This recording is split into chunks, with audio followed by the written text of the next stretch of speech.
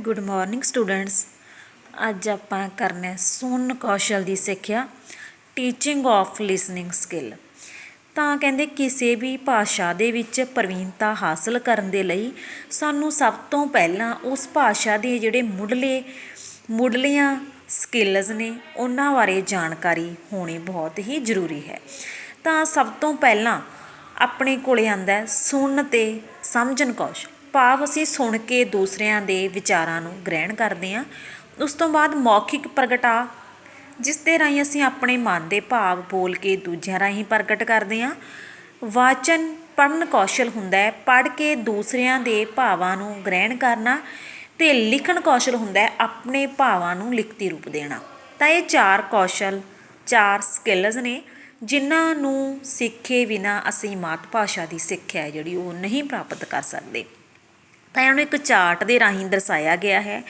ਭਾਸ਼ਾ ਕੌਸ਼ਲ, ਸਭ ਤੋਂ ਪਹਿਲਾਂ ਗ੍ਰਹਿਣ, ਅਸੀਂ ਸੁਣ ਕੇ ਪੜ੍ਹ ਕੇ ਕਿਸੇ ਦੇ ਵਿਚਾਰਾਂ ਨੂੰ ਗ੍ਰਹਿਣ ਕਰਦੇ ਹਾਂ।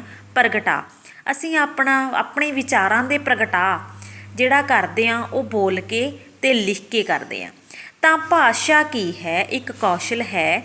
ਇਸ ਦੇ ਵਿੱਚ ਚਾਰੇ ਤਰ੍ਹਾਂ ਦੀਆਂ ਯੋਗਤਾਵਾਂ, ਜਿਵੇਂ ਸੁਣਨਾ, ਮੌਖਿਕ ਪ੍ਰਗਟਾਅ, ਗੱਲਬਾਤ ਕਰਨਾ, ਪੜ੍ਹਨ ਕੌਸ਼ਲ ਅਤੇ ਲਿਖਣ ਕੌਸ਼ਲ। ਤਾਂ ਇਹਨਾਂ ਸਾਰੀਆਂ ਹੀ ਕੌਸ਼ਲਾਂ ਦਾ ਹੋਣਾ ਜਿਹੜਾ ਬਹੁਤ ਜ਼ਰੂਰੀ ਹੈ।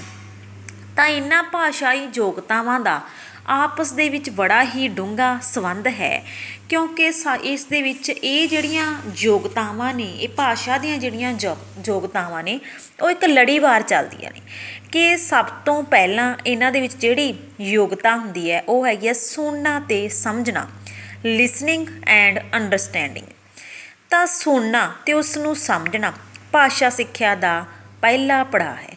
ਦੇਖੋ, ਆਪਣੇ ਸਾਹਮਣੇ ਕੋਈ ਬੰਦਾ ਆਪਣੇ ਵਿਚਾਰਾਂ ਦਾ ਪ੍ਰਗਟਾਅ ਕਰ ਰਿਹਾ, ਆਪਣੇ ਭਾਵਾਂ ਨੂੰ ਪ੍ਰਗਟ ਕਰ ਰਿਹਾ, ਤਾਂ ਅਸੀਂ ਸੁਣ ਕੇ ਉਸ ਦੇ ਭਾਵਾਂ ਨੂੰ ਸੁਣ ਕੇ ਅਤੇ ਸਮਝ ਕੇ ਗ੍ਰਹਿਣ ਕਰਦੇ ਹਾਂ।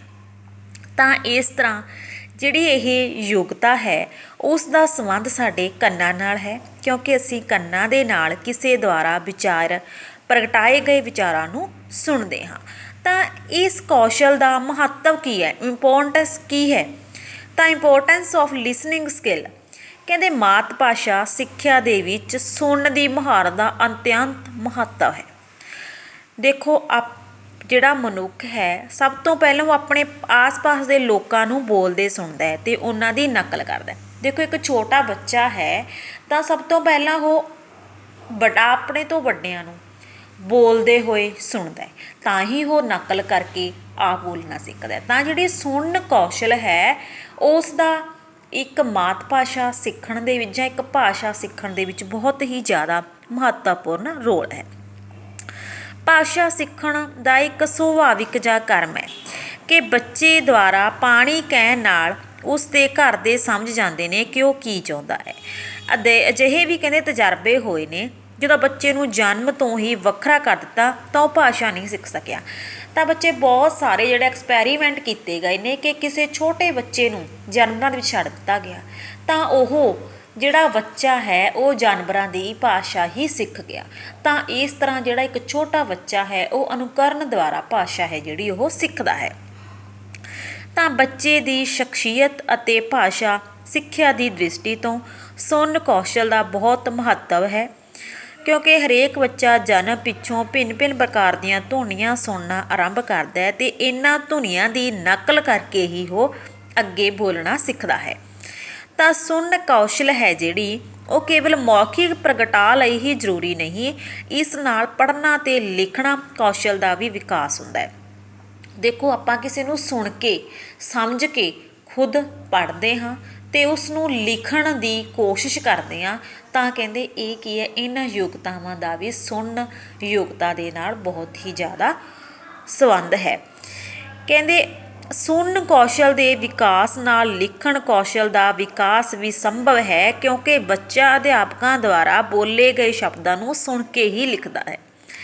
ਕਹਿੰਦੇ ਇਸ ਤਰ੍ਹਾਂ ਉਹੀ ਬੱਚਾ ਉਹਨਾਂ ਸ਼ਬਦਾਂ ਨੂੰ ਸਹੀ ਲਿਖ ਸਕੂਗਾ ਜਿਹੜਾ ਉਹਨਾਂ ਸ਼ਬਦਾਂ ਨੂੰ ਸੁਣੂਗਾ ਅਤੇ ਸਮਝੂਗਾ। ਤਾਂ ਇਸ ਤਰ੍ਹਾਂ ਸੁਣਨ ਅਤੇ ਸਮਝਣ ਜਿਹੜੀ ਕੌਸ਼ਲ ਹੈ ਉਸ ਦਾ ਲਿਖਣ ਕੌਸ਼ਲ ਦੇ ਨਾਲ ਵੀ ਕਾਫੀ ਮਹੱਤਵ ਹੈ। ਤਾਂ ਅੱਗੇ ਆਪਾਂ ਇਹ ਕਰਨਾ ਹੈ ਭਾਸ਼ਾ ਸਿੱਖਿਆ ਦੀ ਮਹੱਤਤਾ, ਸੁਣਨ ਕੌਸ਼ਲ ਅਤੇ ਸਮਝਣ ਦੀ ਭਾਸ਼ਾ ਸਿੱਖਿਆ ਦੇ ਵਿੱਚ ਕੀ ਮਹੱਤਤਾ ਹੈ। ਕਹਿੰਦੇ ਬੱਚੇ ਦੀ ਸ਼ਖਸੀਅਤ ਦੇ ਵਿੱਚ ਸੁਣਨ ਕੌਸ਼ਲ ਦਾ ਬਹੁਤ ਮਹੱਤਵ ਹੁੰਦਾ ਹੈ, ਕਿਉਂਕਿ ਬੱਚਾ ਜਿਨ੍ਹਾਂ ਧੁਨੀਆਂ ਨੂੰ ਆਪਣੇ ਵੱਡਿਆਂ ਤੋਂ ਸੁਣਦਾ ਹੈ, ਉਹਨਾਂ ਨੂੰ ਨਕਲ ਦੁਆਰਾ ਉਹ ਆਪ ਵੀ ਉਚਾਰਨ ਦੀ ਕੋਸ਼ਿਸ਼ ਕਰਦਾ ਹੈ, ਜਿਸ ਦੇ ਨਾਲ ਉਸਦੀ ਇੱਕ ਤਾਂ ਸੁਣਨ ਦੀ ਜਿਹੜੀ ਸਮਰੱਥਾ ਹੈ ਅਤੇ ਨਾਲ ਹੀ ਉਸਦੇ ਜਿਹੜੇ ਭਾਸ਼ਾਈ ਵਿਕਾਸ ਹੈ ਉਹ ਹੁੰਦਾ ਹੈ। ਬੱਚਾ ਸੁਣਨ ਪ੍ਰਤੀ ਜਾਗਰੂਕ ਬਣਦਾ ਹੈ, ਉਸ ਦੀਆਂ ਸੁਣਨ ਇੰਦਰੀਆਂ ਦਾ ਉਪਯੋਗ ਹੁੰਦਾ ਹੈ। ਜਦੋਂ ਬੱਚਾ ਸੁਣਦਾ ਹੈ ਤਾਂ ਉਸਦੇ ਕੰਨ ਅਤੇ ਉਸਦਾ ਦਿਮਾਗ ਹੈ ਜਿਹੜਾ ਉਸ ਸਮੇਂ ਐਕਟਿਵ ਹੁੰਦਾ ਹੈ ਕਿ ਮੈਂ ਸੁਣਨਾ ਹੈ, ਸੁਣ ਕੇ ਉਹ ਸਮਝਣ ਦੀ ਕੋਸ਼ਿਸ਼ ਕਰਦਾ ਹੈ। ਬੱਚਾ ਆਪਣੇ ਪਰਿਵਾਰ ਅਤੇ ਅਧਿਆਪਕਾਂ ਦੀ ਗੱਲਬਾਤ ਸੁਣ ਕੇ ਆਪਣੇ ਉਚਾਰਨ, ਹਾਵ ਭਾਵ, ਉਤਰਾਅ ਚੜਾਅ ਉਚਿਤ ਗਤੀ ਅਨੁਸਾਰ ਬੋਲਣ ਦਾ ਯਤਨ ਕਰਦਾ। ਦੇਖੋ ਇੱਕ ਛੋਟਾ ਬੱਚਾ ਹੈ, ਉਹ ਖੁਦ ਨਹੀਂ ਜਾਣਦਾ ਹੁੰਦਾ ਕਿ ਉਸਨੇ ਧੁਨੀਆਂ ਦਾ ਕਿਵੇਂ ਉਚਾਰਨ ਕਰਨਾ ਹੈ। ਕਿਵੇਂ ਇੱਕ ਅਧਿਆਪਕ ਜਾਂ ਉਸਦੇ ਪੇਰੈਂਟਸ ਨੂੰ ਸਿਖਾਉਂਦੇ ਨੇ ਕਿ ਇਹ ਆਪਾਂ ਉਸਨੂੰ ਇੰਗਲਿਸ਼ ਦੇ ਵਰਡ ਸਿਖਾਉਂਦੇ ਹਾਂ ਜਾਂ ਪੰਜਾਬੀ ਦੇ ਵਰਡ ਸਿਖਾਉਂਦੇ ਹਾਂ, ਤਾਂ ਉਹ ਵੱਖ-ਵੱਖ ਧੁਨੀਆਂ ਨੂੰ ਜੋੜ ਕੇ ਸ਼ਬਦ ਜਿਹੜੇ ਨੇ ਉਹ ਬਣਾਉਣ ਦੀ ਕੋਸ਼ਿਸ਼ ਕਰਦਾ ਹੈ। ਭਾਸ਼ਾ ਅਨੁਕਰਨ ਦੁਆਰਾ ਸਿੱਖੀ ਜਾਂਦੀ ਹੈ, ਤਾਂ ਕਿ ਇਹ ਛੋਟਾ ਬੱਚਾ ਆਪਣੇ ਤੋਂ ਵੱਡਿਆਂ ਦੁਆਰਾ ਨਕਲ ਦੇ ਦੁਆਰਾ ਸਿੱਖਦਾ ਹੈ। ਦੂਸਰਿਆਂ ਦੀ ਗੱਲ ਸ਼ਾਂਤੀ ਅਤੇ ਆਰਾਮ ਨਾਲ ਸੁਣ ਕੇ ਸਮਝ ਕੇ ਹੀ ਵਿਅਕਤੀ ਆਪਣੇ ਵਿਚਾਰਾਂ ਨੂੰ ਪ੍ਰਗਟ ਕਰਦਾ ਹੈ।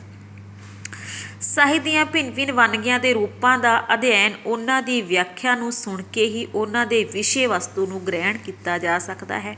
ਬੱਚਾ ਕਵਿਤਾ ਦਾ ਰਸ ਅਤੇ ਕਹਾਣੀ ਦਾ ਆਨੰਦ ਸੁਣ ਕੇ ਹੀ ਗ੍ਰਹਿਣ ਕਰ ਸਕਦਾ ਹੈ। ਦੇਖੋ ਜਦੋਂ ਕੋਈ ਸਟੋਰੀ ਹੈ, ਚਾਹੇ ਕੋਈ ਕਵਿਤਾ ਹੈ, ਚਾਹੇ ਕੋਈ ਨਾਵਲ ਹੈ, ਜੇ ਤੁਹਾਡੇ ਵਿੱਚ ਸੁਣਨ ਅਤੇ ਸਮਝਣ ਦੀ ਕੌਸ਼ਲ ਦਾ ਵਿਕਾਸ ਹੋਊਗਾ ਤਾਂ ਹੀ ਤੁਸੀਂ ਉਸ ਨੂੰ ਧਿਆਨ ਨਾਲ ਸੁਣ ਸਕਦੇ ਹੋ। ਦੂਸਰੇ ਵਿਸ਼ਿਆਂ ਦੀ ਸਿੱਖਿਆ ਦੇ ਵਿੱਚ ਸੁਣਨ ਕੌਸ਼ਲ ਸਹਾਇਕ ਹੈ। ਇਹ ਜ਼ਰੂਰੀ ਨਹੀਂ ਕਿ ਇਕੱਲਾ ਮਾਤ ਭਾਸ਼ਾ ਦੇ ਲਈ ਵੀ ਜ਼ਰੂਰੀ ਹੈ। ਤੁਸੀਂ ਹੋਰ ਸਬਜੈਕਟ ਪੜ੍ਹਦੇ ਹੋ ਤਾਂ ਉਹ ਵੀ ਤੁਸੀਂ ਆਪਣੇ ਦਿਮਾਗ ਦੇ ਨਾਲ, ਕੰਨਾਂ ਦੇ ਨਾਲ ਲੈਕਚਰ ਨੂੰ ਸੁਣਦੇ ਹੋ, ਤਾਂ ਇਹ ਸੁਣਨ ਕੌਸ਼ਲ ਦਾ ਜਿਹੜਾ ਮਹੱਤਵ ਹੈ ਉਸ ਮਾਤ ਭਾਸ਼ਾ ਦੇ ਨਾਲ ਨਾਲ ਤੁਹਾਡੇ ਸਾਰੇ ਸਬਜੈਕਟਸ ਦੇ ਨਾਲ ਇਹਦਾ ਸੰਬੰਧ ਹੈ। ਸੁਣਨ ਕੌਸ਼ਲ ਸਿੱਖਿਆ ਵਿਧੀਆਂ ਦੇ ਕੁਸ਼ਲ ਪ੍ਰਯੋਗ ਦੇ ਵਿੱਚ ਸਹਾਈ ਹੁੰਦਾ ਹੈ, ਜਿਵੇਂ ਖੇਡ ਵਿਧੀ, ਪ੍ਰੋਜੈਕਟ ਵਿਧੀ, ਭਾਸ਼ਣ ਵਿਧੀ। ਕਹਿੰਦੇ ਜੇਕਰ ਵਿਦਿਆਰਥੀ ਵਿੱਚ ਅਧਿਆਪਕ ਦੀਆਂ ਕਹੀਆਂ ਹੋਈਆਂ ਗੱਲਾਂ ਨੂੰ ਧਿਆਨਪੂਰਵਕ ਸੁਣਨ ਅਤੇ ਸਮਝਣ ਦਾ ਅਭਿਆਸ ਹੀ ਨਹੀਂ, ਤਾਂ ਉਹ ਕਿਸੇ ਵੀ ਸਿੱਖਿਆ ਵਿਧੀ ਅਤੇ ਸਿੱਖਿਆ ਤਕਨੀਕ ਦਾ ਸਫਲਤਾਪੂਰਵਕ ਪ੍ਰਯੋਗ ਨਹੀਂ ਕਰ ਸਕੇਗਾ।